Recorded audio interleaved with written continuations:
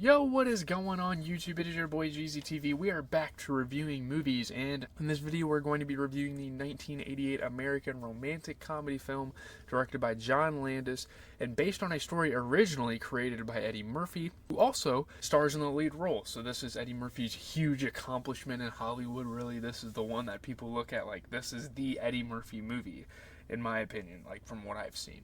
And obviously I've seen a couple of other Eddie Murphy movies. I've seen Dr. Dolittle, I've seen The Golden Child, I've seen, more recently You People, which is more satirical and less serious. And obviously I know him from like voicing Donkey from Shrek. I feel like there are so many classics he has been in that I haven't watched, whether it be Nutty Professor, Beverly Hills Cop, and going into this I hadn't seen it, obviously yesterday, and I just watched it for the first time, which is kind of insane because when people talk about comedy movies, this is up there as like one of the most iconic. And Coming to America has been renowned as his best role, and I was so excited to watch this. And to learn that he played multiple characters in the film while playing the lead role and creating the story and helping with the production company and doing all this stuff, it just really shows his talents and shows he is more than some funny comedy actor. It really redeems him as really like etches him in Hollywood history as like one of the most profound members of, this kind of entertainment circle that we have with all these amazing actors and actresses. I have so much respect for him. I never really knew that he accomplished a film like this. I never really knew coming into this that he had this big of a role. And again, there is a sequel, so you guys let me know if you want me to see it. Check it out. Just came out like 3 years ago, so yeah, let's get into it. So we're going to start off with the premise. You guys know how these movie reviews go. So this movie follows Prince Akeem, played by Eddie Murphy. He's the prince of a wealthy African country, Zamunda, and he's seeking a genuine marriage. A genuine human connection that goes deeper than just royalty, rose petals at his feet, and people doing everything for him. He wants to be a genuine human. It's like one of those, high and noble people that wants to live a normal life. It's one of those sort of stories, but it's told in the comedic element, with comedic elements. And to escape an arranged marriage, which is what he has to do per tradition, Akeem flees to America, accompanied by one of his servants, Semmi, played by the amazing Arsenio Hall, looking for love and looking for a bride, looking for a woman he can spend the rest of his life with, someone he really admires. So he's disguised as a foreign student working in fast food, and he takes a liking to Lisa McDowell, the daughter of the chain's owner and his boss, Cleo McDowell. So he starts to kind of get a crush on this girl. He starts to really admire how she does things, her mentality, her personality, all this stuff about this woman. However, he struggles with revealing his identity to her and his marital intentions to his king father. So he's definitely, has like a personality battle with himself. He has a lot of internal battles. Like, do I want to tell this girl I'm a prince? Probably not, because then she'll think of me differently. Will he sway his parents to let their son live how he desires for once? Kind of have to watch on to find out. That's kind of what this movie develops into, is can he successfully, convince his parents to let him marry this girl and do what he wants? So starting with the good, overall, I just really love the character of Akeem in this movie. It is just so iconic. He is amazing. I mean, he's so socially clueless about American norms and customs, which is hilarious. But at the same time, you can tell that he has good intentions and he's a good human overall, no matter who he is talking to. He could be talking to the biggest douchebag in the world and know that he's being a douchebag, obviously, unlike what was happening at the St. John's basketball game. What kind of games do y'all play in Africa? Chase the monkey. Although, the whole forcing a personality to get Lisa wasn't great in this movie. It wasn't a great element. We will talk about that later. This is still a character that you want to root for. This is still someone you would want to be friends with in real life, and you would want to talk to. He's very understanding. He's very sympathetic. He's not like all other princes. He's not just like this classist, ruly, tyrannic motherfucker that just tells people what to do and has no regards for human life. This is like a prince with a sympathetic touch, and I absolutely loved that. And, even from the start, his motives to break away from royal tradition, like all the brash, hated natures of it, it's just so admirable. Such a selfless person. I mean, it made the film amazing to me. In terms of characters, there's a lot of funny characters here, and Semmi is awesome. And overall, just speaking of the characters, I think the acting in this movie is absolutely phenomenal. Like the facial expressions, the dialogue, so many distinct characters as well, just kind of representing their own little thing, their own little cliche. It's awesome. And again, I have so much respect for Eddie Murphy also for just taking the wheel of this movie and making sure he curates it the way he wants to, because it is his story. But oftentimes, director, like, people that create stories just let someone else direct it and have their own take, their own interpretation, their own adaptation of their story. And I can appreciate the direction from John Landis here.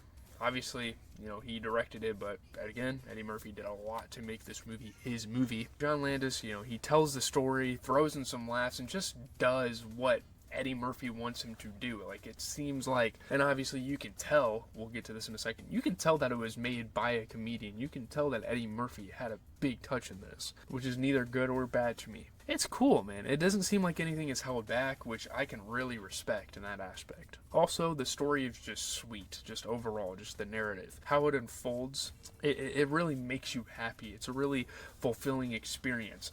And not in a happy, like, ha, this was funny type of way. There's genuinely some emotional moments here. And you feel really happy for Akeem. And, add that to the fact that it genuinely has funny moments, although not all the time, but this makes for a great film. Also, the budget really suits this movie well, as aesthetically, this is one of the best I've seen out of a comedy movie. In just terms of the scenery, in terms of the places they go, the certain, the kingdom and all this stuff. It's so cool. It's such a high effort comedy film to me. Also, there were a lot of like devil's advocate dynamics and situations in this film, like with the mother, that I really enjoy. She kind of goes against his father and says, let her son do whatever he wants to.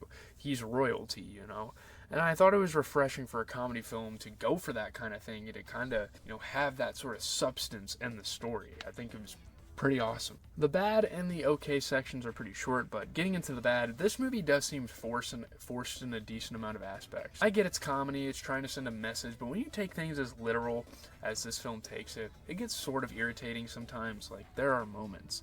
Like Eric LaSalle as Daryl being this stupid curly-haired douchebag Chad with a family business that only cares about money and women.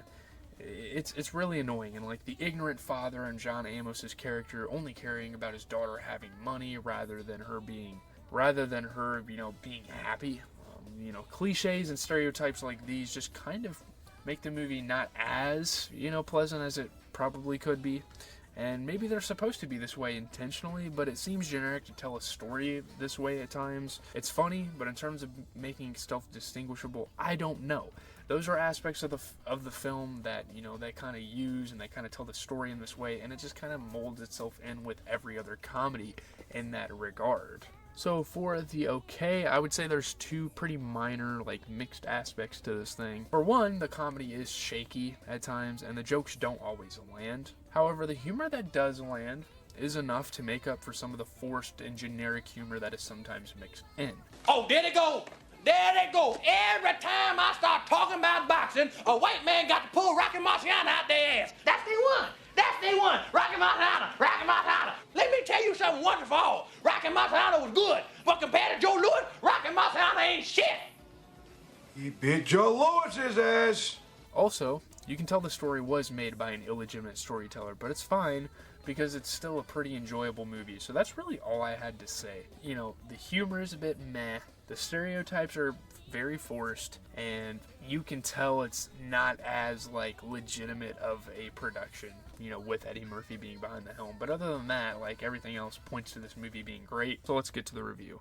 So getting into the review, pull up the tier list, and of course this movie isn't perfect, but given the implications of the whole thing, with Eddie Murphy seeming to be involved with everything that went into this movie, besides maybe the cinematography, it is quite impressive how you can put together a story this engaging, funny, while trying to send a message. It's great. It's one of the biggest feats debatably in comedy history, and this is why this movie has etched itself as one of the greatest comedy movies of all time, because the person behind it really made it his own thing, really gave it his own aesthetic, all this type of stuff. And again, this may not be like the greatest comedy movie ever, just in terms of like how enjoyable, how good, how well done it was. You just really appreciate how it was made, And it's just a fun fucking time. Not every movie has to, again, like I said with kind of, like Dumb and Dumber, not every movie has to have a woke aspect. Now, of course, this movie definitely has that at times, with like classism and royalty and wanting to live a normal life, but it still finds a way to just make it an all-around fun, unserious experience. And for that, I give it an 8.6 out of 10. So that is going to do it for the review, guys. Hopefully you enjoyed the movie. Hopefully you enjoyed my review.